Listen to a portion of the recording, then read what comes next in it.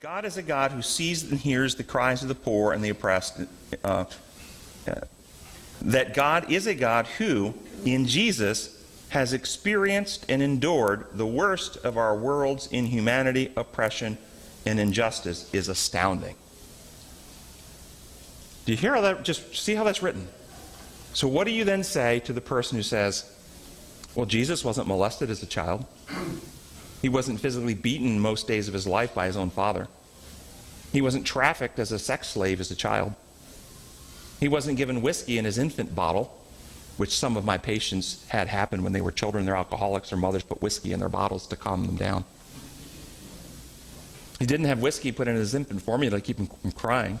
He wasn't taken as a boy and forced into a death squad in Africa.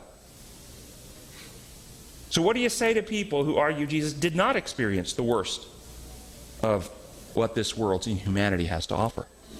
The statement in the lesson is, God is a God who is, in Jesus, has experienced and endured the worst of our world's inhumanity, oppression, and injustice, and that he's done that in Jesus. It's astounding, and so forth. What do you say to this? And this, have you ever heard this before, this quote? Or have you heard it before? And have you heard people come back with the criticism I'm making right now? Have you heard people come back and say, no, he didn't. No, he didn't. So what do you say? The argument made by the Quarterly is a false argument, a false position that sets up a false counter-argument.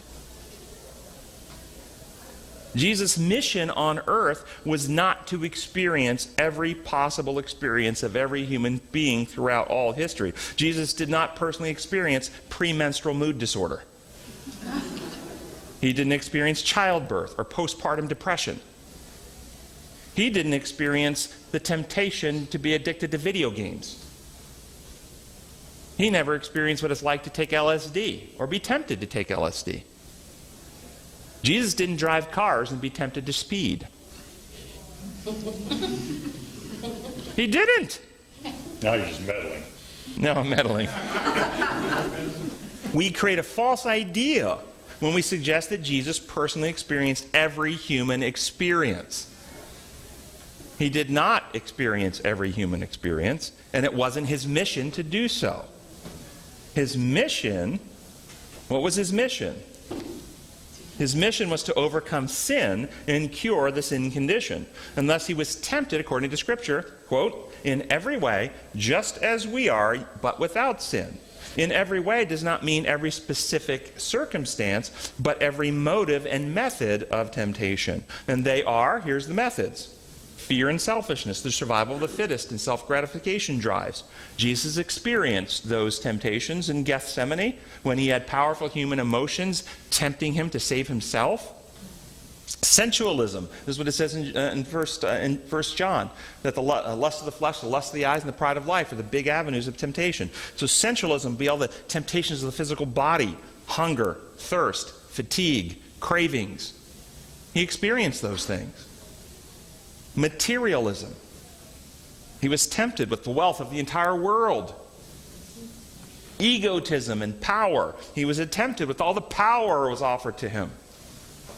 And so and then the methods. He was tempted external to himself by Satan in the desert, by his own brothers, by the church leaders, by the crowds at the cross, by the soldiers, by the hurt and rejection of his own disciples. He had temptation all around him, tempting him external to himself. And then he had the human emotions internal to himself, agonizing him in Gethsemane and tempting him.